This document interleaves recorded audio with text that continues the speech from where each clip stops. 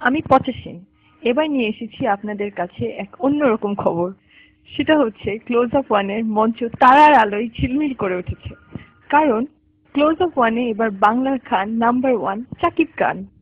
আসুন তার কাছ থেকে আমরা শুনে নেই যে উনি কি পাগল হয়ে গিয়েছেন নাকি দেশে কণ্ঠশিল্পীর অকাল পড়েছে। হ্যাঁ শাকিব খান, আপনি কিভাবে এরকম অবাস্তব সিদ্ধান্ত নিলেন? 85 আসলে আমি জন্মেছিলাম ক্লোজ আপ ওয়ানের জন্য। ছোটবেলায় যখন নাকের পানি মুখে এসে পড়তো তখন মা আমায় জিজ্ঞেস করতো আমি বড় হয়ে কি হতে চাই।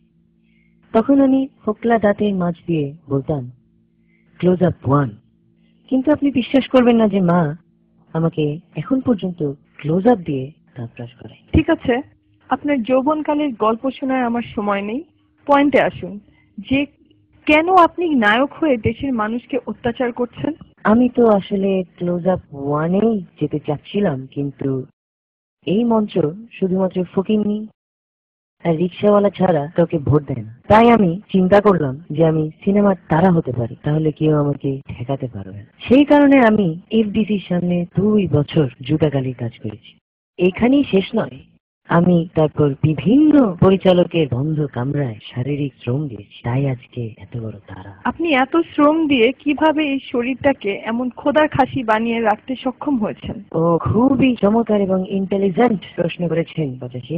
আমি এফডিসি তে আইসা আজ 5 বছর ধরে রেগুলার ময়ূরীকে কোলে নিয়ে ডাম্বেল মারছি এবং এই স্বাস্থ্য বানিয়েছি, আর মুনমুন আন্টিকে দিয়ে শরীর চাটিয়েছি। তাই তো সবাই আমাকে দিয়ে বিজ্ঞাপন করে গ্লোয়িং এন্ড সিল্কি স্মুথ।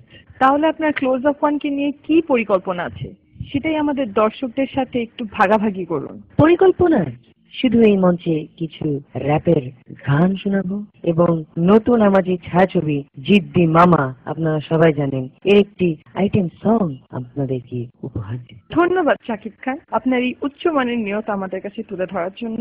দর্শকরা এখন বিদায় নেওয়ার সময়, না হলে এইখানে আরেকটা ডাম্বল শো শুরু হয়ে যাবে।